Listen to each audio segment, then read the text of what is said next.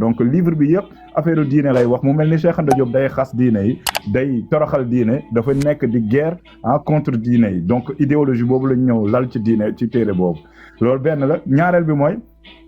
wala boog nga ñàkk ko comprendre nga déglu ab nit boo xam ni compréhension bi nga xam ne ñi nga xam dañoo vulgariser la pensée de Diop parce que sénégalais yi ñun ñoo am tort si Cheikh Anta Diop tey bu ñu amee ay nit yoo xam ni tey dañu génn ci diine taal ay panel di saaga diine islam yàlla ak yonenteem c'est parce que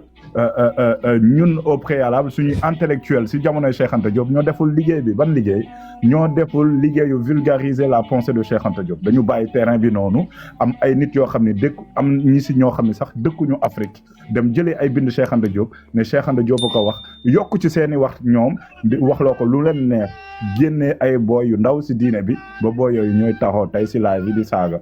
donc pour nga am compréhension bi nga xam ne Cheikh Anta Diop moom la bëggoon nga am foog nga xam lan mooy méthodologie scientifique benn ci loolu mooy problématisation bi nga xam ne Cheikh Anta Diop moom la doon œuvre ci ay livres bu fekkee ni question historique la comme Cheikh Anta Diop moom question historique la doon dara mais foog nga mooy premier point bi donc foog nga xam Cheikh Anta Diop nan la doon liggéeyee moom dafa jàngat affaire yëpp maanaam xam-xam bi yëpp da ko dem jàngi balaa muy bind en fait n'est jamais entier n'est jamais étudié seul mais à travers un problème à expliquer maanaam lii mooy premier point ci méthodologie scientifique donc Cheikh Anta Diop lii la doon œuvrer léegi 7 points la boo jëlee 7 points yi nga juxtaposé ko ci livre Cheikh Anta Diop da nga koy comprendre facilement deuxième point bi mooy nga def recherche et collecte des sources mooy source primaire yi nga xam ni Cheikh Anta Diop def na ku mel ni Hérodote ak yeneen sources yi rassembler les sources historiques source primaire yi mooy premier point document contemporain de l'événement texte loi lettres journaux images mooy iconographie Égypte affiche peinture objet outil arme yi ça va de soi mooy ay fouilles archéologiques la témoignage archive donc yi yëpp la dajale avant muy bind troisième point bi mooy deuxième sous-point bi mooy les sources secondaires les travaux d'autres historiens moom tamit si ñeneen la tënku moo tax bibliographie yom riche pour nga comprendre Cheikh Anta Diop il faut que nga lire au moins quelques-uns de sa bibliographie si ngay comprendre Cheikh Anta Diop yi mu doon œuvrer donc les autres historiens livres articles scientifiques puis troisième point bi critique des sources foog mu critiquer source yi xool ndax source yi fiable na ndax ki ko doon bind fayuñu ko ba muy bind wala dafa ànd ak nguur wala déet donc rigueur scientifique critique externe qui est l'auteur quand et où quand et où le document a-t-il été produit est-il authentique critique externe que dit directement réellement le document l'auteur est-il objectif ou engagé quel est son silence quelles sont les exagérations lii yëpp da nga ko war a xam balaa ngay étudier Cheikh Anta Diop maanaam du ko ndaw du ku nekk rek ay ubbi Cheikh Anta Diop di ko lire di ko comprendre lii yëpp foog nga xam ko analyse et interprétation l'historien croise les sources confronte les points de vue replace les faits dans leur contexte politique social économique et culturel objectif expliquer pas seulement raconter loolu la Cheikh Anta Diop doon def construction d'une démonstration mooy hypothèse yi nga xam ne moom lay souligner à partir des analyses formuler des hypothèses construire une argumentaire logique appuyer chaque idée par des preuves loolu la Cheikh Anta Diop def vous voyez donc lii mooy rédaction de diffusion bon les deux autres il les a fait les résultats sont rédigés de façon claire et argumentée publié en livre, en article ou dans un cours, soumis en débat scientifique, loolu la def au colloque du Caire, révision, débat historiographique. Les travaux peuvent être critiqués, complétés, remis en question par de nouvelles sources ou par de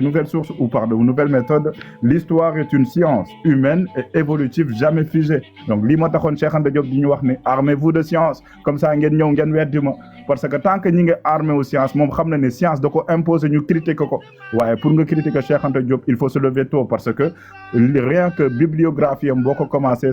il faut toute une vie parce que munoo boole liggéey munoo boole vie de famille ba pare di dem di wëri ay livres yoo xam ne c'est même plus commercialisé c'est pas du tout évident donc boo amee ñetti points 7 points yii nii ci compréhension méthodologie scientifique si ngay mën a dugg ci livre Cheikh Anta Diop mun ko lire comprendre ko remettre ko dans son contexte donc joxe naa contexte bi sànq dans ma première prise de parole. Cheikh Anta Diop attente bu mu amoon ci africain wu suba bi ëllëg bi daka wax ci l'unité culturelle de l'Afrique noire à la page 187 mooy dernière page bi muy wax ni ñoom borom xam-xam yi nee nañu soleil bi maanaam jant bi 15 milliards d'années la nar a dund. Cheikh Anta Diop nekkoon africain bi lan moo ko war mu ne africain bi am na temps wu 15 milliards d'années de réflexion. ci kaw loolu lan la war a def dafa war a armé wu de science pour lan pour domestiquer le système solaire et d'y régner jusqu'à la planète périphérique de Pluton. c'est utopique lu muy wax ni mais da lay junj ni lépp science la mu ne la lan mu ne la d'une façon pratiquement éternelle y arrivera-t-il peut-être en nourrissant le soleil par des satellites précaires formés avec la matière sidérale qui finissent par tomber dans sa masse ou peut-être en restituant au soleil l'énergie rayonnée en accélération des noyaux d'hydrogène à partir d'immenses champs électromagnétiques artificiels, refuser la mort thermodynamique, stabiliser le système solaire, le protéger des météorites dangereux, solidifier les planètes gazeuses, réchauffer celles de la périphérie pour les rendre habitables, empêcher l'apparition et la prolifération des monstres biologiques, contrôler les climats de l'évolution des planètes, découvrir et entretenir toutes les routes praticables du système, communiquer avec les étoiles proches de la galaxie, créer un surhomme à vie plus longue, telles seront peut-être la préoccupation enthousiaste du savant de demain. La vie aurait ainsi, à sa manière, triomphé de la mort. L'homme aurait réalisé un paradis terrestre pratiquement éternel et aurait triomphé par la même occasion de tous les systèmes métaphysiques et philosophiques plus pessimistes. De toutes les visions apocalyptiques du destin de l'espèce, une étape grandiose de l'évolution de la conscience humaine serait franchie. L'homme apparaîtrait comme un dieu en devenir au sens hégélien. L'univers de demain, selon toute vraisemblance, sera imprégné de l'optimisme africain. Vous voyez, donc Cheikh Anta Diop lii la doon xaar si ñun c'est-à-dire dem jàngi xam-xam ba mën a dompter univers bi mën a jóge planète Terre dem beneen planète Mars wala Pluton di fa dëkk coloniser ko li tubaab bi di xalaat tey moom mi ngi ko doon junj borom xam-xamu subawu africain bi. Vous voyez donc kii du maanaam ab coomo boo xam ne dañuy ñëw di ko waxtaanee boo jëlee sax diine naan Cheikh Anta Diop dafa jóg pour guerre diine yi wala xeex diine yi da ngay ñàkkal fayda ay liggéeyam parce que bu doon loolu rek la maanaam li mu bind yëpp nu mu géejoo nu mu amee scientificité nga réduire ko ci ay diine islam ak christianisme maanaam amul sens amul benn sens donc. Man je demande à ce que justement suñu borom xam-xam yi nga xam ne ñu ngi jàng sociologie anthropologie même les égyptologues de l'IFAN nañu surtout vulgariser les propos de Cheikh Anta Diop parce que aujourd'hui on est dans un élan boo xam ni ku jóg wax léegi on a donné la parole à tout le monde ah de telle sorte que ñëppay wax en même temps Cheikh Anta Diop il a étudié Hérodote moom moo tax ma dem ba lire Hérodote 5 siècles avant Jésus-Christ livres yoo xam ne ils sont vieux comme le monde. Hérodote dem si Égypte gis fa ay nit bind leen ne leen ñii ay nit yu ñuul lañu on les appelle les Libyens jamono jooju Afrique Libye la tuddoon bu ñu doon wax Afrique Libyen lañ doon wax ah mu ne ñii ak colchédiens yi dañoo nduroo sànq yaa ngi may laaj ci Nubiens yi ak seen ethnie yi bu ñu demee foofu noonu on va voir que ñi ñuy wax Nuba les Nuba ñooñu dañ doon làkk 50 làkk ils parlent plus de 50 langues. ah ñoom dañu bokk ci famille nilo-saharienne li may wax nag mi ngi ci livre bi tudd l'histoire de l'Afrique noire de Joseph Kizerbo mi ngi aussi ci tome 2 de l'histoire générale de l'Afrique donc terme bu ñu leen di woowee muy Nuba du terme boo xam ni nu mu tudd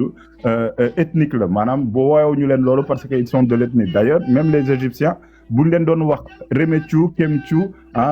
Neyessiou loolu pour nga nekk ab Remethiou maanaam égyptien l'homme par excellence il faut que nga juddoo ci dëkk bi làkk bi waaye surtout gëm yàlla yi ñoom ñii di wax ni égyptiens yi gëmuñu woon yàlla tous les œuvres de Cheikh Anta Diop nous démontrent que égyptiens yi dañoo gëmoon yàlla et que seen àdduna yëpp dañ ko laloon ci gëm yàlla dañu amoon notion wu dugg àjjana dem safara dañu amoon notion wu yawmal xiyaama dañu amoon notion wu nu mu tudd julli dañ doon jàpp di julli comme ñun nuñ koy defee dañ doon julli 7 fois par jour dañ doon jàpp dañ doon dem Makka Cheikh Anta Diop moo ko wax à la page 195 Nation Nègre et Culture ah nee na dañ doon jàpp di julli dañ doon dem Makka lii yëpp xewoon na avant l'avènement de la religion musulmane au 7e siècle de par essence arabe yu njëkk ya yi nga xam ne ñoo àndaloon ak yonent bi ñëpp ay nit ñu ñuul lañu yonent bi ci boppam Cheikh Anta Diop nee na ab métis la woon loolu intellectuel arabe yëpp ko xam waaye dañoo falsifier suñu diine gëmloo nañu ay nit yu weex a ko ŋànk et que nit ku ñuul moom amul benn apport ci diine déedéet. boo demee sax ci histoire générale de l'Afrique tome 3 dañ lay wax ni nit ñi nga xam ne ñoo wuyu ci yonent yàlla Muhammad sallallahu alayhi wa sallam ba mu njëkkee woote la première fois ay nit yu ñuul kese lañ te ñooñu ñëpp ay lan lañu woon ay esclaves parce que diine islam dafa doon dindi l'esclavage au sein de la société arabique. Donc ñi ko wuyu ci yëpp ce sont à la base des esclaves des Anges des Noirs avant même ñuy wax ay waxu légir et cetera donc ça prouve que nit ku ñuul depuis l'Antiquité depuis les balbutiements de l'histoire de l'humanité on était déjà ancré dans la tradition dans la civilisation mais aussi dans la religion moo waral ñun boo xoolee nit ku ñuul rek mooy taal panel suba ba ngoon di wax ci diine parce que daf ñu ñor tubaab bi lijjantiwul diine tubaab bi nekkul ci métaphysique nit ku ñuul diine nu mu ñu ñoree ñorewul ko beneen xeet. Ça prouve à quel point on est connecté avec le divin, on est connecté avec notre environnement, la nature, comme le disait Cheikh Anta Diop, la croyance laïque en la nature, la croyance laïque en toute chose. Il n'y a qu'avec cette façon-là qu'on peut vivre en communauté, en parfaite symbiose. Voilà, donc, tey bu ñuy joxe exemple dans le monde ci unité wala ci coexistence pacifique monde bi laa wax de waxuma Afrique du ñu joxe kenn exemple ku dul Sénégal am na ceddo Sénégal am na chrétien Sénégal am na jullit te jullit yee fa ëpp waaye bal musu fa tàkk parce que kii ceddo la kii jullit la loolu amu fa donc coexistence pacifique boobu Cheikh Anta Diop doon wax si dëkkam la ko jëlee bëggoon ko yóbbu fépp ci Afrique moo waraloon à la page 122 d'alerte sous les tropiques muy wax ni jamono jii de sama jamono man ma jox leen chiffre yi vite fait mu ne jamono moom gis na ni li nga xam ni académie des sciences joxe woon nañ ko comme chiffre 85 millions africains si jamono jooju ay ceddo la ñu woon moom la ñuy wax païen mu ne kon 28 millions yi ay jullit lañu 15 millions yi ay catholiques lañu 4 millions yi ay protestants lañu mu ne chrétiens ak musulmans yi am nañu doole dañ leen ni sax di jox li ñuy wax ay subvention ñuy dem télé di waxtaanee seen diine dem rajo di waxtaanee seen diine bâche koñ bi di waxtaanee seen diine waaye ceddo bi dañ koy fàtte te bu fekkee ni nag ñun dañooy woote ci coexistence pacifique woote état fédéral dañu war a boole ceddo yi tamit ci askan bi ci dundun bi ci eeru société bi yëpp maanaam Cheikh Anta Diop bëggul woon beddi kenn lii la ñuy woowee justement la laïcité dans son essence la laïcité bi nga xam ne moom lañ doon prôné avant 1905 la séparation de l'Église et de l'État en France lii la Cheikh Anta Diop doon woote moom justement na ceddo bi ñëw na jullit bi ñëw na chrétien bi ñëw ñun ñëpp ñu bokk Afrique liggéey lii lay wax mu ne kon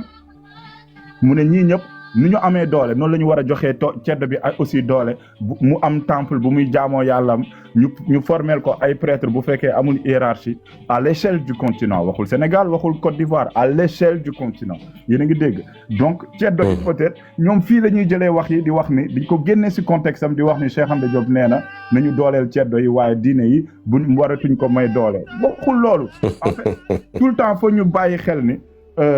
nu mu tudd Cheikh Anta Diop da doon bindal pour ñëpp bindul pour jullit bi bindul pour chrétien bi il écrivait pour le monde ñëpp mun nañ ko jël di wax ay waxu Cheikh Anta Diop pour vous rappeler ñii di wax ni Cheikh Anta Diop da doon xeex diine déglu leen lu mu wax mu ne vers une idéologie politique africaine ñu dem ci lan ci xalaatu politique bu africain bi nan la war a xalaatee politique mu ne l'objectif numéro 1 dans la lutte d'indépendance nationale que nous menons et que tout le peuple opprimé doit mener jusqu'à son succès et jusqu'à sa disparition totale est de provoquer la prise de conscience de tous les Africains de l'Afrique noire. Nous entendons par prise de conscience le travail d'avant-garde qui amènera chaque Africain, depuis le Sahara jusqu'au Cap, depuis le citadin, ouvrier, artisan, notable, fonctionnaire jusqu'au paysan, depuis le musulman jusqu'au chrétien, l'ilerne, en passant par les disciples de la religion paléonégritique à réaliser lan la ñu war a réaliser qu'on doit lutter pour les idées et non pour les personnes maanaam du ma fan ab lion rouge bu mu wax dëgg la lion rouge te du ma ko critiquer déedéet lion rouge bu ma waxee loo xam ne make na sense ñu ma voteel ko mu dem ba ci biir changer dama ko war a taxaw critiquer ko loolu la ñu war a ñun africains yi loolu la ñu war a xeexee noonu la ñu war a taxawalee suñu politique mu ne quoi encore mu ne que le sort du peuple est avant tout dans ses propres mains suñu askan moo yor nguur gi du ñi ñu fal ñooy borom buur déedéet population bi mooy patron wu président bi loolu foog mu leer qu'il ne dépend pas essentiellement de l'éloquence revendicative d'une quelconque député à une quelconque assemblée ou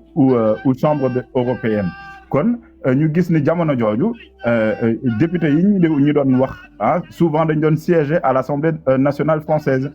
donc c'est pas parce que dafa éloquent que dañ koy fan par force déedéet élage bu mu nee wax tamit bu fekkee dafa jàdd yoon ñëwal nga taxaw nga wax ko bul ragal loolu bul fan nit ki ba doo ko wax dëgg politicien bi waroo ko fan dafa war a teg wax ji ci raay bu jub xocc mais li ma ci gën a neex muy point 11 bi mu ne lii nga xam ne dund bi point 10 bi d'abord lii nga xam ne dund bi dafa cher dañ ko war a guerre xeex ko mu jóge fi mooy jamono jooju le prix du cacao le prix de l'arachide les rapports directs des agents d'administration avec la masse il y a l'objectif final l'indépendance nationale du continent noir que ce dernier objectif est un but sacré, même du point de vue religieux. Lutter pour l'atteindre est conforme à l'enseignement du Coran, du christianisme et au progrès de l'humanité. Kii bu fekkoon day xeex diine da lay wax ni bu fekkee ni dañoo bëgg am indépendance nañu génn ci diine yi mu leer mais nee na la boo bëggee am indépendance kay xoolal àndal ak jullit bi àndal ak chrétien bi ndax loolu boo ko dëppee ci alquran sax mooy jàngaleem moom alquran subhanallah mu ne la boo ko dëppee ci bible mooy jàngale bible kon kay wax ji daanu na kon kal xawma foo leen di jaar yéen ceddo yeeg wala kimit yi nga xam ne ñu ngi ci TikTok bi di wax ne Cheikh non duñu ceddo kay ñooñu kay ay leneen lañu parce que ceddo moom c'est autre chose wax dëgg yàlla ñooñu moom mais man daal je ne sais pas fan lañ ko teg parce que ñoom dañoo livre yi ñuy lire xanaa du livre yi Cheikh Anta bind ba parce que man laa sang mi ngi koy laaj mais sang li mu laaj sax tontu nga ko Cheikh Anta maam Cheikh Anta Mbacke borom gaawaan lañ ko tuddee exactement borom Daaru Salaam dégg nga maamam Masamba Saasum Koddu nekkoon tam afisul Xuraan maamam Maxtaan Ndumbe Samba Ayib ma sanci woon kokki nga xam ne tey jii boo ne kokki ne Ñomre ne Pire dégg nga da ngay tudd nag les grandes universités islamiques yi nga xam ne formé nañ ko ci Sénégal rawatina ci Afrique de l'Ouest donc vraiment et puis Cheikh Anta maam Cheikh Ibrahima Fall yar ko te tey jii boo xoolee maam Cheikh Ibrahima Fall doxalinam ci yoonu murit doxalinam ci der bu ñuul doxalinam ci sénégalais ci Sénégal la mu njëkk a jiital ba muy wujji sëñ Touba mooy xidma mooy dundelu la fàggulu la lew kon Cheikh Anta da koy fekk si foofu maam Cheikh Fall jàppale na tubaab ba mu falu mais jël na doomam dugal ci école ñu ne ko waaw lii nag mu ne leen waaw ndax yàlla jël na àdduna teg ko ci tubaab yi ci loxoy tubaab yi ku yebu jàngi loolu day indiwaat ci lii El Hadj wax léegi nañu jàngi loolu day indiwaat tamit li sëñ Cheikh Mbacke Gaye defaat ma waxoon ne nañu jàngi ba jàng ni ñuy defaree bomb parce que àddunaa ngi ñëw xam nga bomb day lore waaye nañ ko jàng donc tey loolu lépp day tënku ci benn baat rek aller chercher le savoir même s'il le faut jusqu'en Chine kon yaakaar naa ne foofu gis nga ko ndax Maguette Massasoum bi bàyyi Cheikh Anta làqoo Cheikh Ibra Fall lañ ko jox Cheikh Ibra Fall xam nga ñëpp xam nañ ni mu nekkee woon une personne très culturelle une personne boo xam ne mook Cheikh Anta ci saay dafa am fu ñu bokk parce que dañoo surtout ci ay buur dañoo surtout ci les familles aristocratiques yi nga xam ne ñoo fi daa falu depuis Laman Déthié fu Njoogu ba ci Samba Laobé Khourédia Mbodj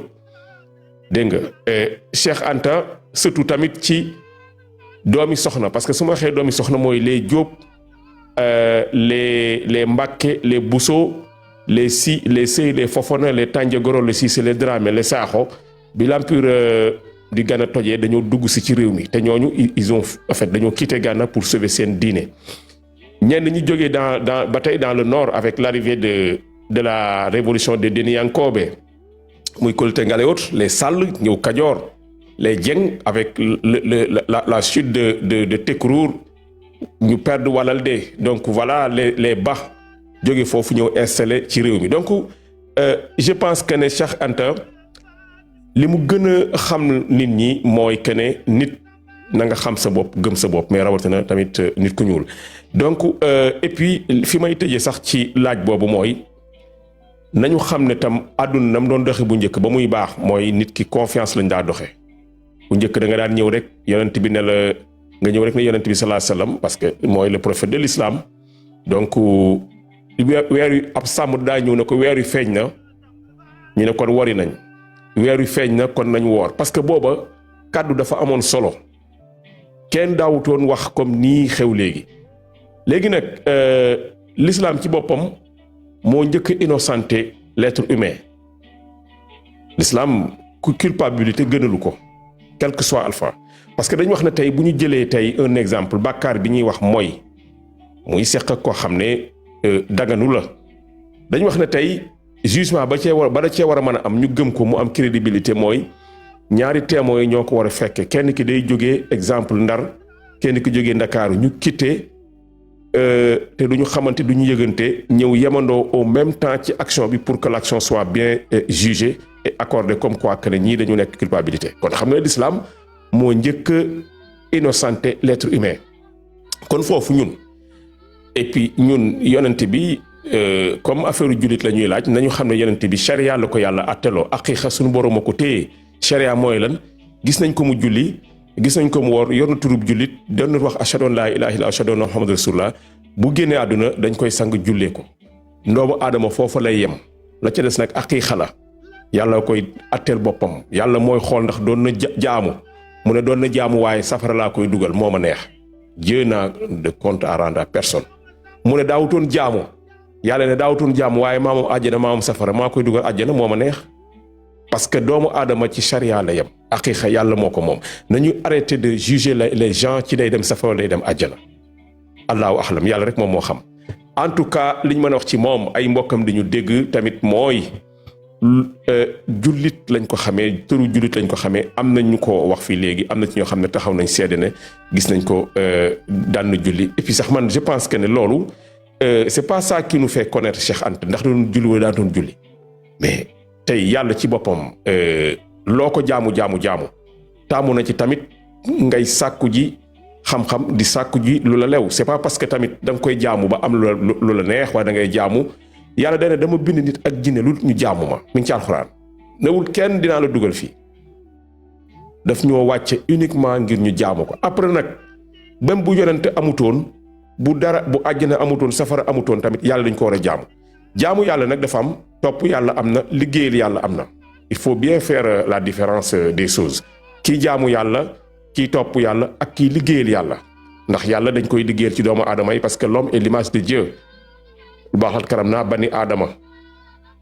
ndax yàlla ñu jaamu ko moo fi nekk ñu ñàkk ko jaamu du wàññi dara ci nguuram gi bu ko neexee bu ñu demee mu ne Iblis dugal àjjana yéen ñëpp acca safara il n'a de compte à rendre à personne donc là il faut que les gens essaient de s'alimenter sur le contenu idéologique de Cheikh Anta plutôt que de sa croyance parce que jullit la vous ne pouvez pas le faire autre que jullit donc jërëjëf ma ñu kii ko foofu après ñu xool après voilà donc je pense que ne mën nañoo jëlaat kàddu gi comme y a pas voilà lion rouge wala voilà de toute façon vous pouvez reprendre la parole. mais am na ñaan ngoo joxe woon mais doo kii nga koy tamit ñaan gi da koy soxla loolu xaw ma lim bi nga joxe woon. waaw ñu defal ko kii Fatiha ak fukki Lixlaas ak benn tëjee ko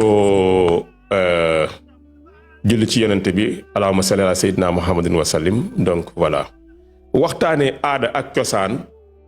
bokkul dara ak diine waaye nag lu war a mën a ànd la ndax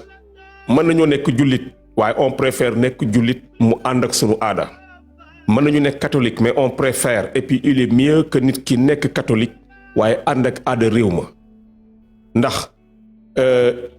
dañuy wax ne ki apprendre une langue forcément apprendra sa culture mais nag la culture est ce qui nous identifie donc tey Karbala nekk na jullit mais c'est pas parce que Karbala dafa nekk jullit dafa war a sol jàllaabi guddal si kim fu dën dafa non parce que tey jii on a eu des exemples tey Cheikh Ibra Fall ak maam kër tey jii taalibe Cheikh boo ko gisee da nga koy xàmmee te kenn gënu ko nekk jullit un taalibe Cheikh da ngay gis ni muy solo waa kër Baye Niass boo leen gisee da ngeen di xàmmee seen kurus yi ak yu kii yi ñuy sol nga gis tey Hizbut Tarqiyyah da nga koy xàmmee parce que tout simplement mag ñooñu dañu xam ne diine ji mi ngi fi mais nañ ko boole ak sunu aada bu ko defee pédagogie bi ak enseignement bi gën a yomb voilà donc c'est un peu comme ça. Ouais, de quoi ils se mêlent de ce pratique? Non, c'est que bon, voilà, c'est des gens yoo xam ne nii bon ndeysaan la ñuy wax ci ñoom parce que man li El Hadj wax fii man je me demande ñoom fan la ñuy liire. waaw donc voilà dëgg moom ñëpp ko xam mais aussi tamit lu leen neex mën nañ ko wax mais je pense que y a aucune ils n'ont aucunement raison tey. Déjà, bon, de falsifier l'histoire, parce que là, c'est un crime. Le fait de falsifier une histoire, c'est déjà un crime parce que yow yaa ngi jéem a dëpp askan woowu pour qu'il aille de l'autre côté. te loolu déjà rek baaxul. beneen bi des tamit mooy que ne nañu respecter le droit humain muy lan que ne nit ki ci lu mu mën di nekk na ca nekk buñ ko attaqué comme ni ko Cheikh Anta waxee rek. parce que pour faire un monde, il faut tout comme ni ko waxee rek. il faut tout pour faire un monde di nga am ku équilibré di nga am ku déséquilibré di nga am ku bëgg di nga am ku bañ di nga am ku tàng xol di nga am mais nañu jàpp ne ñooñu ñëpp malgré nous on pense qu'ils en fait dañu nekk ay nit ñu am défaut mais leur présence n'est point nuisible parce que une société se compose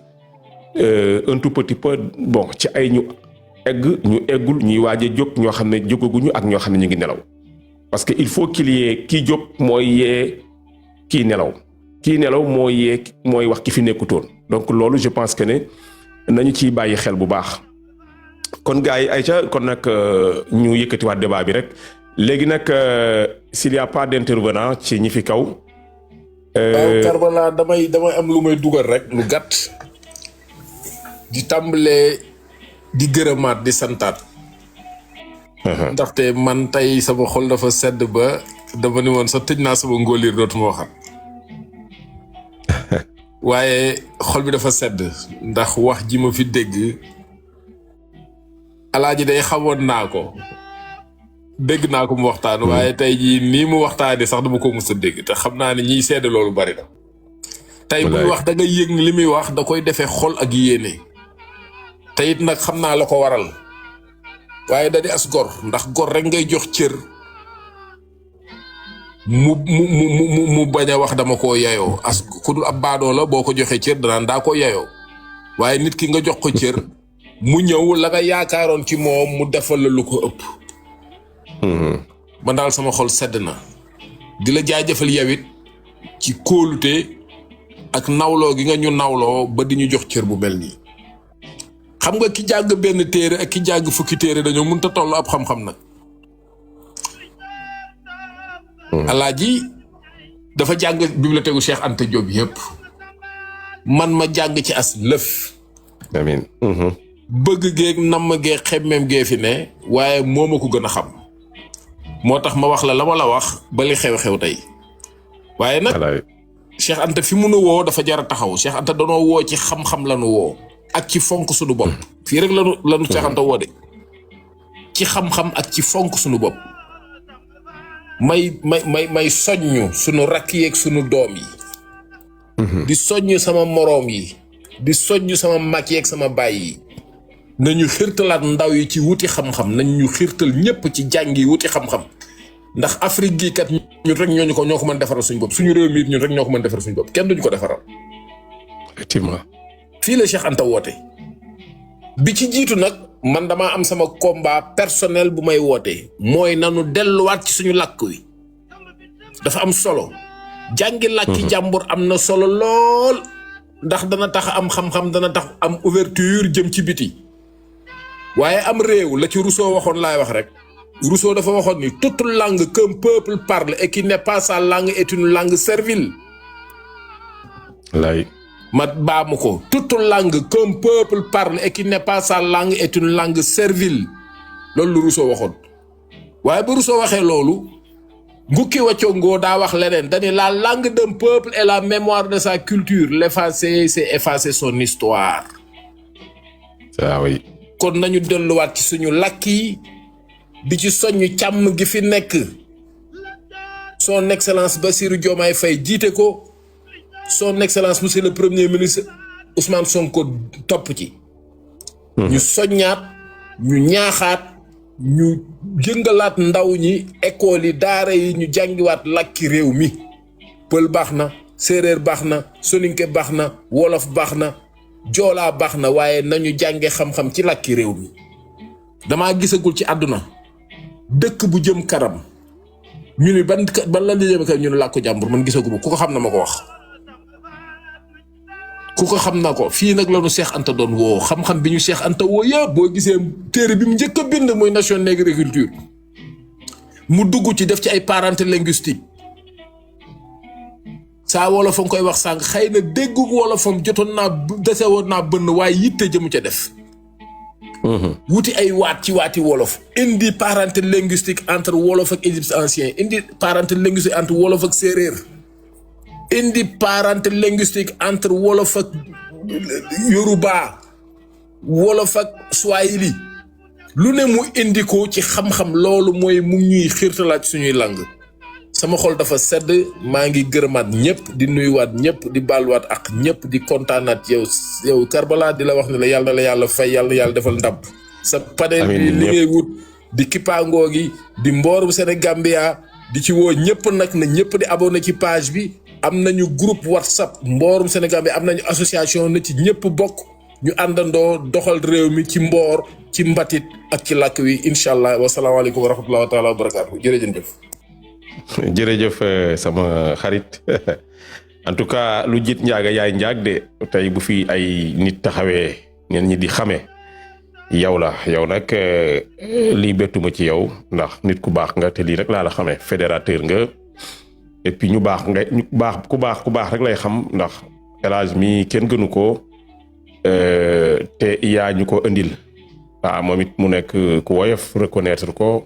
ndax borom xam-xam nag noonu lay doxee xam nga humilité moom la tubaab bi naan les grands hommes sont humbles humilité dafa bokk ci grandeur dafa bokk ci ce qu'on li ñuy wax grandeur nature d'une personne c'est d'abord son humilité bi nga xam ne dafay affecter proprement ci état d'âme par rapport ñi nga xam ne ci ñoo ngi koy suivre kon bu fekkee amul beneen intervenant bon mën nañ ko delloowaat kàddu gi wala ñu bàyyi ko mu noppalu donc yaa Cheikh mi ngi ci kaw Lion yaa ngi ci kaw tonton moom day kii jatu yéen ñëpp ku ci bëgg a kiyaat rek. man bëggoon naa. am waaw ayca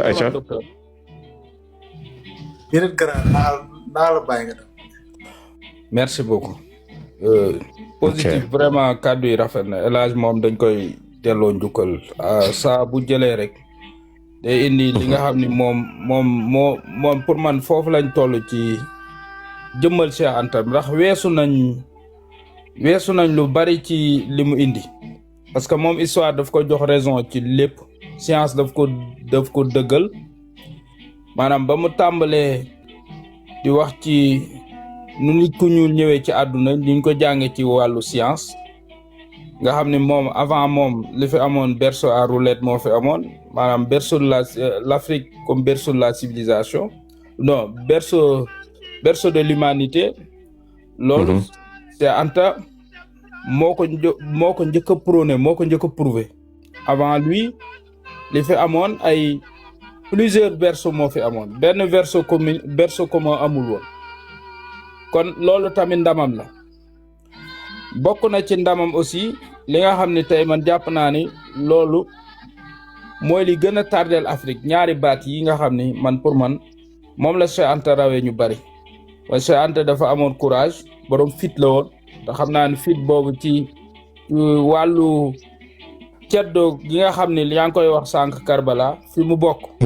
mi Kajoor te ku amul fit du fa bokk borom fit la woon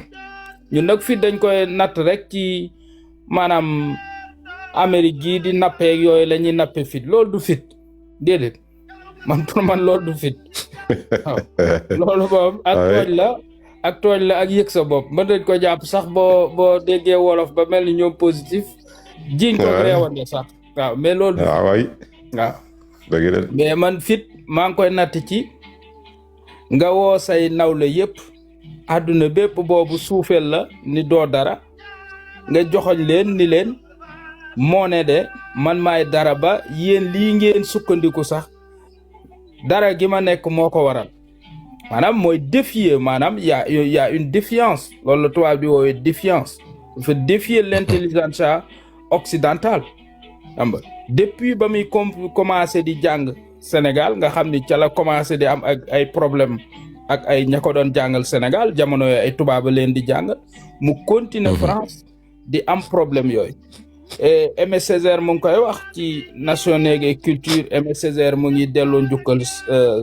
Cheikh Anta ci kaw di wax ni livre bi mu bind ci Nation Nègre et Culture Aimé Césaire da doon wër ci mbeddu Paris maanaam pour maanaam ñu commenter livre bi wala ñu ci wax mais doo gis kenn parce que nit ñi boobu jamono jooju ragal moo amoon bon am na fu mu koy waxee ba naan mooy livre bi gën a audacieux bu Nègre musa bind en fait loolu Césaire wax na ko te Césaire Cheikh Anta rek la ko waxal parce que c'était son ami xam nga Césaire pourtant xaritu Senghor la woon aussi bon koroog bañ koy def l'intellectuel africain le plus du 20e siècle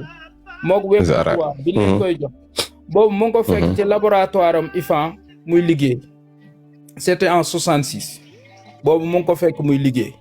moom ñëwul woon sa Fesman bu njëkk bi Senghor woote woon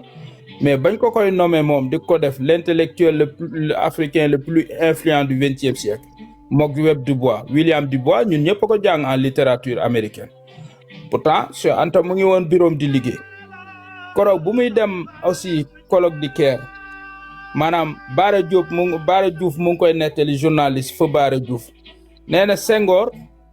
pour Senghor Bara Diouf bi mu xamee ne Cheikh Anta dafa am ay problème mu même sax billet bu mu demee pour wan la rek Cheikh Anta fu mu tolloon billet bu mu demee Bara Diouf nee na il est allé voir le président Senghor ne ko mais Cheikh Anta a des difficultés financières bon Senghor ne ko mais comment l'aider mun ko mais il faut faire quelque chose monsieur le président mun ko le problème mooy Cheikh Anta est un homme orgueilleux bu xamee ne def naa dara du ko jël xaalis xam nga ndeysaan ils ont aménagé ba Bara Diouf mel ni jaar ci ay soleil ak je ne sais pas daal moom moo def ba Senghor feeñu ci mu dem colloque du Caire mais ba mu demee colloque du Caire avec Obenga c'est aussi un moment de rendre hommage aussi à Obenga parce que Cheikh Anta sa force moo doon lan mooy il a formé beaucoup de générations xam nga ñoom ay Obenga moom moo ko gënoon nekk xale mais gis nga mooy ki ko gënoon a jige c'était pas un Sénégalais c'était un Congolais Obenga aujourd'hui à 90 ans xam nga bërki démb rek maa ngi suivre son dernier ouvrage bu mu génnee mu ngi Paris mu ngi ko doon présenter fële présence africaine Paris di ko dédicacer foofu ni moom aussi c'est un moment de lui rendre hommage parce que voilà ku jàmbaar la mais ñoom ñaar ñoo fa nekkoon léegi ña fa newoon colloque du Caire y avait les plus grands spécialistes de la question égyptienne muy ba Danemark États-Unis France Angleterre Allemagne ñoom ñëpp a nga fa woon bon Soudan Égypte mais conclusion yi ku dem si histoire générale du Sénégal de l'Afrique fekk fa conclusion yi mu nekk aussi victoire boo xam ni parce que loolu mooy victoire u science tey jii Cheikh Anta li mu wax boo demee ci Martin Bernard mais Black Athena il a repris il a donné raison à Cheikh Anta nu mu tuddati la génétique xam nga fii nii am na benn damay fàtte tur bi en allemand benn institut allemand Max Planck bu ma juumul def nañ ci ay études waaw def nañ ci ay études ils ont confirmé en fait les thèses de Cheikh Anta donc les thèses de Cheikh Anta plus histoire di avancer plus la science di avancer ces thèses sont confirmées en fait remise en cause amu ci li ci am mooy en fait il y a une conspiration autour du silence soit on ignore Cheikh Anta mais tubaab yi man mi jàngi seen biir man xam naa man en Allemagne les thèses de Cheikh Anta souvent sont repris bu ñuy def ay études sur l'Afrique loolu moom ñun dañ ko dund moom man dund naa ko dans mon université dund naa ko feneen parce que Cheikh Anta comment il a exploité l'ingénierie sociale parce que ñun Sénégal suñu réew yi li ñuy tardeel lu bari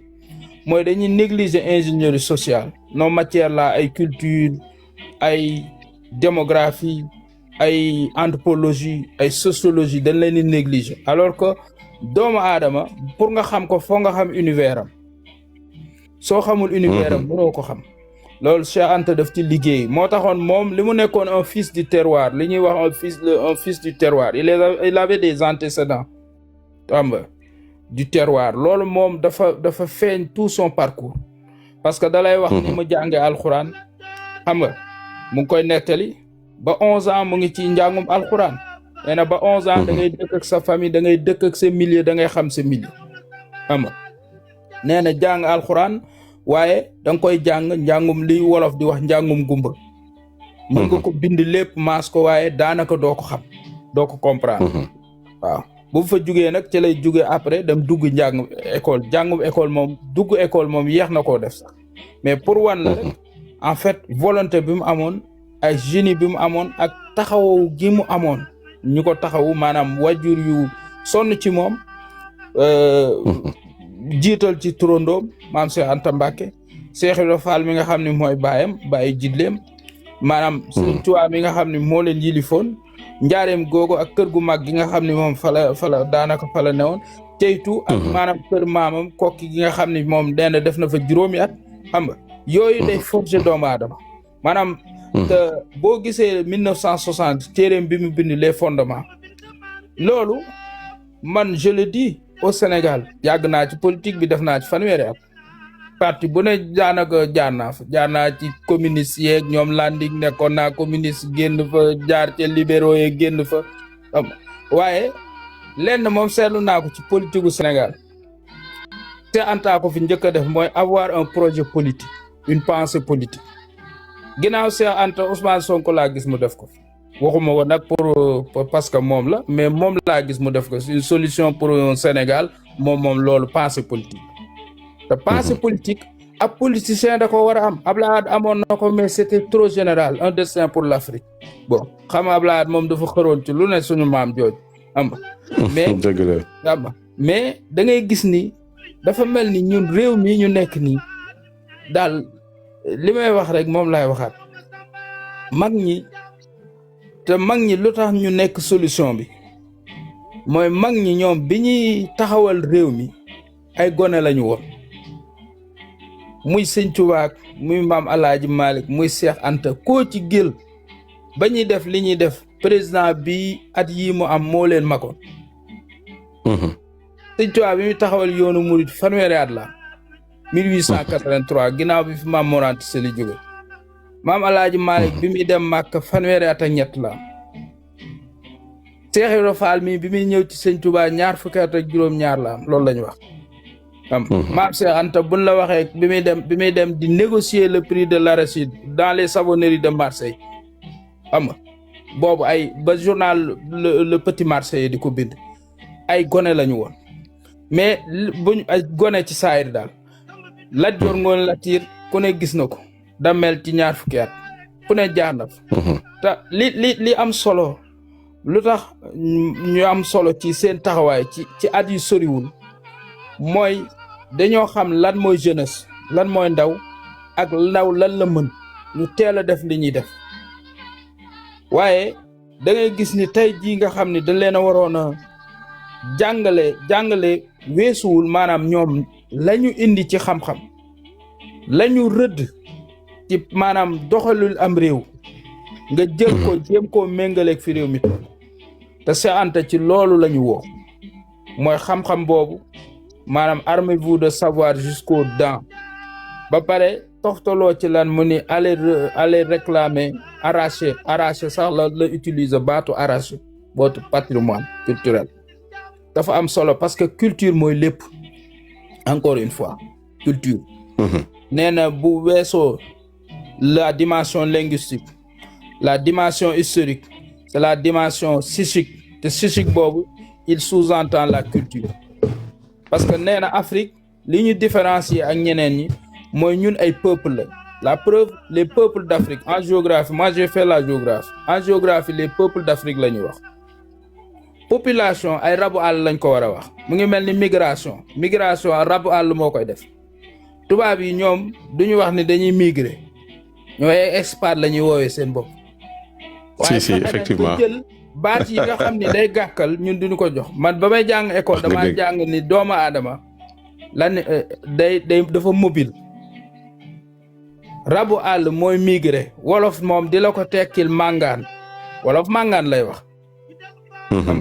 mais tubaab mooy xalaatu noonu mais ñun nag yaradal gi ñu yaradal day tax ñun lu tubaab ñu yëkkati ñu topp ca loolu nag la Cheikh Anta moom loolu li ko indi ba mu doon lii mu doon loolu ci la bokk ndax boo demee école moom nee na ba mu demee école loolu lañ ko wax maanaam ay Gaulois ñun ay Gaulois ñooy suñuy maam xam léegi loolu moo fi amoon loolu lañ gëmoon ba ci moom bi mu ñëwee ci ñu jàngi woon français moom moo njëkk a taxaw ni lii moom amul mënul nekk léegi nag commencé di gëstu bi mu ubbee buntu misaam Égypte ci la gis ni maanaam ñun fa la ñu bawoo waaw te baw gi dafa am sens parce que boo toppee Nil bi da ngay xam ni lii lu logique la pyramide yi Soudan moo ëpp ay pyramide Égypte tey boo demee Égypte li gën a ball ci civilisation Égypte mu ngi nekk au sud de l'Égypte sud bi mooy le prolongement de la Nubie mooy frontière Soudan boo fa demee 80% yi dañoo ñuul comme man ak yow naar yi ñu ngi keer ak gis nga Égypte ni Mauritanie mel li jëm booru Maroc ñoo weex li jëm booru Afrique ñuul noonu la effectivement noonu la Égypte mel bu njëkk ñu ko daan woowee la Haute Égypte ak la Basse Égypte la Haute Égypte mooy égyptiens yi fa lañ daan dem di siyaare ci xam nga moo foofu lañ gënoon a fonk ci ñoom ci seen aada ak ay cosaan fa lañ ko defoon la Basse Égypte tey mooy Caire ak delta bi noonu te loolu dafa ne loo xam ne ba tey c'est une réalité naar yi bin ñëwee Égypte xam nañ ko 639 la avant naar yi y avait les Romains, les Byzantins, les Grecs, les Perses et les Hyksos. 7 colonies Égypte dund na ko 7 peuples kay peuple bii def na 200 ans kii def 300 ans kii def moins kii def plus ah anglais yi français yi ottoman yi ñoom ñëpp moom nañ Égypte mais loolu métissage bu yàgg la. métissage boobu moo tax ba population bi nekk nii mu nekk. mais Cheikh Anta ce qu'il prouvait boo gisee Égypte ñu jafandu ci Cheikh Anta parce que à un moment donné aussi Égypte bi mu jéemee boole boppam ci naar yi demul mu jéem a boole boppam ci tubaab yi demul dafa xam ne place am Afrique la Égypte moom mën ngaa wax dañoo weex ak dañoo xonk ak dañoo rouge waaye li anglais di wax at the end of the day lan ngay jàpp mooy Égypte moo Afrique la ne newul feneen coupe d'Afrique bii rek wane na ko demuñu coupe Asie demuñu coupe Europe coupe d'Afrique la ñuy joué waaw effectivement waaw léegi nag loolu Cheikh Anta moom prouvé na ko li des nag am solo man ko man fi ma ci toll mooy man génn naa ci nekk fii di réclamer naan ay weex nañoo weexul ak ah wala man moom dama jàpp li ma jàpp mooy li science wax loolu laay appliqué ba koroom may gis leneen wax na ko ci nation nègre wax nañu li des mooy ñu basculer la pente du destin africain maanaam dem ci fédération dem ci te sànq El Hadj mu ngi koy wax on avait des états fédéraux tout autour des empires mu am maanaam ay vassaux yu ñu doon am mais li ci am solo caractère boobu mooy caractère de liberté bi nga xam ni état bu ne da ko doon am te loolu li la koy wanaan mooy boo demee ginnaaw bi ñu xeexee dànki ba noppi ba nga xam ni Kajoor moom na boppam Kajoor demul di yilif Jolof wala muy demaat di créer empire dafa jël indépendance am dellu këram maanaam Bawol jël bosam Siin jël Saalum jël Waalo jël Jolof jaare fa empire ba yam fa te loolu moo amoon Afrique loolu mooy modèle bi fi am boo defee modèle comparatif entre maanaam man j'ai fait ça comme module j'ai comparé la ville de Djenné la ville de Gao avec la ville de Birmingham ak nu mu tuddati Manchester étude comparative parce que jamono yooyu aussi Angleterre avec ses caata amoon na y avait ces grandes villes là jamono yi Mali aussi taxawee mais boo comparer ces villes da ngay gis ni ñun on avait de grandes civilisations ay centres de rayonnement civilisationnel sax dañ ko amoon ay villes sanctuarisées comme ay Timbuktu comme ay par exemple Pire ville sanctuarisée la woon avec son université ville sanctuarisée mooy ay raw ay villes yu dëkk yu ñuy rawe la comme li murid yi wax tey di naan Touba fu ñuy rawe la loolu yàgg na am Afrique dañ fa daan daje di wut xam-xam jàmm am fa sécurité am fa léegi nag bu fekkee civilisation bu am maanaam li ñuy wax sommet après di nga dund déclin déclin boobu mooy wane ni civilisation bi mus na am mooy Ghana mooy Mali mooy Sorail mooy Monomotapa mooy civilisation Congo yooyu yëpp dafa amoon royaume du Congo wala Bénin yi ay civilisation wala Bornou mais li ëpp solo wala ay Mésopotamie déggatoo ko mais ku ne xam na ni Mésopotamie amoon na li am solo mooy ñu gëm li Cheikh Anta wax parce que dunduk doomu aadama da ngay ñëw def li nga war a def dem moom def na li mu war a def dem na li muy servir sa vie ce que doit servir sa vie c'est un miroir et nous permettre de nous projeter vers l'avenir léegi nag xam-xam moo ñu fay yóbbu et El Hadj a bien fait d'insister là-dessus positif wax na ko y a pas autre salut xam-xam à formation égale la vérité triomphe disait Cheikh Anta amba science moom principe bi muy doxe principe bu simple tout ce qui est prouvable en science est acceptable xam-xam bii nga xam ni tey ñu ngi naan ay Starlink ñëw na feeg yooyu ay nit képp a koy def te xam-xami biddiw yi fet boo demee géde buso fekk ko fa suñ Mbàkke buso jeexal na téere yi ci xam-xam yooyu waaw Cheikh Anta koy wax ci am bindam moo nonkul Mbàkke buso ndax moom noonu la daan waxee ak ñoom danaa wax ak sëñ Saliou du wax naan ay sëñ Saliou danaan Saliou Mbàkke wala Basiru Mbàkke parce que ñooñu ay moroomam lañ Cheikh Anta ñooñu la daan fréquenté taawam sëñ Cheikh Mbàkke la ko tudde waaw sëñ Cheikh Mbàkke Diop waaw Cheikh Mbàkke Diop taaw moom la ko tudde caatam mu tudde ko maamam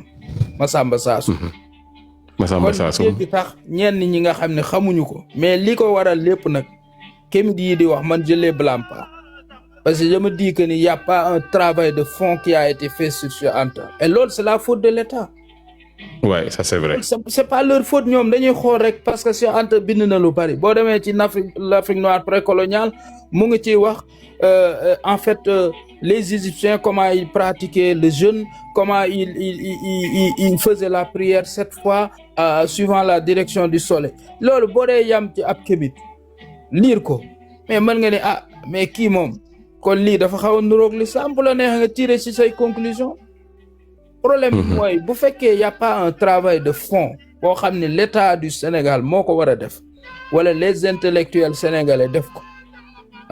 loolu kii tamit boo xam ne moom dafa am ay problèmes yoo xam ne xëy na dund na racisme wu xëy na moom am parce que ñun trajectoire yi bokkuñu ñun li ñu mën a dégg ak ni ñu amee base am na ñoo xam amuñu base yooyu bon ñoom dañ ciy jafandu loolu mooy wax ji dañ ciy jafandu parce que nit ku ñuul li mu sonn ci àdduna dafa metti nit ku ñuul dundam ci àdduna day continuer di metti parce que nit ku ñuul moom yàlla daf ko bind mu njaboote ñëpp parce que nit ku ñuul moom la ñu xar génne ci lu weex génne ci lu jaune contraire bu amul te loolu moom science ko wax waaw nit ku ñuul ci boppam mooy nàcc génne bu weex génne bu jaune mooy métissage yi ñu gis waaw mais loolu dafay wane ni rek nit ku ñuul moom foog mu tëdd maanaam foog mu yaatu dënn foog coono yi nga xam ni moom lay dund ndax Afrique fa la dund gi commencé fa la dund gi tamit fa lay yam yàlla li mu gën a am ci ay ressources booy xool Afrique la ko def 70% source Alpha maa ngi ziar Afrique la ne ressources yi Dëgg la. 60% Afrique la ne ça veut dire donc kon Afrique am na ce potentiel là pour nourrir l'humanité mais aussi pour assurer et incarner le devenir de l'humanité donc c'est à nous surtout l'État du Sénégal et yu mel nii nga xam ni ça permet aussi que ñu gën a xam Cheikh Anta parce que Cheikh Anta moom vraiment Sénégal moom dese nañ ko xam mooy tax daal lii daf ci am solo maa ngi jégalu nag man nag damay gudd. non amul jégalu wax ji am na njariñ et puis surtout foofu nga daanale sax avant sang di jël mooy yu mel nii bu yaatoo di ko xamle vraiment di def ay panel di def ay waxtaan yu am solo teewlu ko génn le meilleur je pense que ne il est temps que ñu def ko parce que nag li ma gis ci internet bi suñu bàyyee ba mu law fi génération yi ñëw yépp moom la ñuy topp te bu boobaa nag à commencer par nous qui sommes parents à commencer par ñi nekk ci kër yi nekk ay waajur à commencer par ñi nga xam ne tamit ay éducateurs lañu ay acteurs culturels lañu te xam nga gëm-gëm dafa sori ci nit te nit ki saa boo ko buggee def lu ko naqari rek laalal li mu gëm donte sax ay bant la gëm mais ku toll ni Cheikh Anta il mérite plus que vraiment di ko jël di ko utiliser comme li ñuy wax rek waaw bon gékkatuma ci diine je me permets de ma tudde suma bopp kémit Cheikh Anta laay jël def ko man damay déglu yoo xam ne ni sax ça fait peur des fois ay vidéo ñu lay yónni mais ça fait flipper te loolu ñun am nañ dëgër laay waaw ça c'est clair am nañ dëgër laay on est am nañ ay assises sur de très bonnes bases ci tey nga ñëw détourné nañu wala nga wax lu ñu leen li amaana mënoo cee am ndam parce que tam ñu ngi gëstu te li ñuy wax xam nañ ko bu baax a baax bon je parle de tout le monde ñi fi nekk ak ñi seetaan ak ñëpp parce que booy xool tey ñu ci bari amul sax kuy commentaire pour ne pas être d'accord tout le monde est d'accord mais nag nañu jéem a assurer la relève parce que tey lii lépp Cheikh mi ngi koy wax li ko waral mooy Cheikh Anta dañ ko xamlewul ñàkk koo xamle boobu nag tey tax na ba tey ña jot a lire peut-être je ne sais pas comment et où jël ko nag yóbbu ko ci beneen contexte pour ñoom ñu utiliser ko comme benn genre défense pour génn ci diine wala ñu créer benn diine bu bees te Cheikh Anta monument la tu vois donc il faut que nit ñi jóg génn wax avec sérénité ak aussi xam-xam ñu feeñal Cheikh Anta ci leneen ak ci feneen parce que loolu yaakaar naa ne moom moo ëpp solo mënuñu fi di jàng ay philosophe athée yoo xam ne da ngay jàng école ñu lay wax ne le philosophe diw nee na Dieu n'existe pas, Dieu est créé par le pauvre parce que nit ki boo ñàkkee tout le temps yaa ngi def ay prières yaa ngi dem jëm jumaa yaa ngi def nii muy ñun ñoo xam ne dañuy il se base par le raisonnement léegi nag boo amul cislaay bu dëgër nag ci yooyu ngay jafandu dem parce que naan mais borom alal bi nga xam ne tey foo ko fekk bu wàccee oto bi war oto bi kooku est-ce que am na temps dëgg-dëgg pour di concentrer wu ci diine mais ki nga xam ne dafa ñàkk foo ko gis rek mi ngi ndeysaanu ñu koy ñaanal muy dem ci sëriñ di sangu ngir yàlla ubbil ko wërsëg donc yooyu ci lañ leen di jéem a naxe donc mu nekk loo xamante ni tamit yàlla nañ ci yàlla en tout cas muccal ci suñu njaboot bu baax a baax a baax léegi nag xam naa mi ngi guddi dama bëggoon voilà docteur je pense que yaa ngi bëggoon a jël parole. waaw dama bëggoon a wambaas ak yooyu yàbbi. d'accord li fi wax. d'accord. dëggalaat ko. ci noonu ma ko waxee ci Cheikh Anta ci milieu bi nga xam ne fa la fekkee baax daf ci taxaw seetlu am ñum jaxasoo loolu sax dama ci joxe ay delluwaay am na ñeenti téere yoo xam ne yu ma ci yore benn bi moom tudd la science au cœur de la Mouridiyya bi nga xam ne Cheikh Ahmadou Bamba Bousso yàlla dafa maa moom ñoo bokk nekk fii ci Bordeaux. moom moo ko bind man mii sax ma présidé woon cérémonie kii beeg yooyu da ciy indi diggante sëñ Mbacke Bousso ñi Cheikh doon wax ñu amoon yitte ci gëstu ci wàllu xamtu affaire astronomie ba nga xam ne yaay une délégation NASA ñëw di saytu gëstu yooyu loolu benn delluwaay la beneen bi mooy sëñ Saliou Mbacke le bâtisseur des âmes bu docteur Chouaïbou bu Kébé moom moo ko bind moom it boo demee maam Cheikh ca Njaareem moom ak sëñ Saliou Mbacke ñoo bokkoon benn néeg ñu doon waxtaan ci yu bari ay wuppa ci ay sujet ci yu jëm ci wàllu xamtu ba nga xam ne sëñ Saliou da doon namm ay waxtaane moom it moom ci toxal ak ci indi anecdote yooyu am na beneen bu ne la xidma la théorie de la xidma outil et axe idéologique bu sëñ Moussa al kokki bi nga xam ne mbokk Cheikh Diop la moom moo ko bind ak boo xam ne confluence Youssouf Gueye moom moo ko bind diggante maam Cheikh Rama Fall ak Cheikh Anta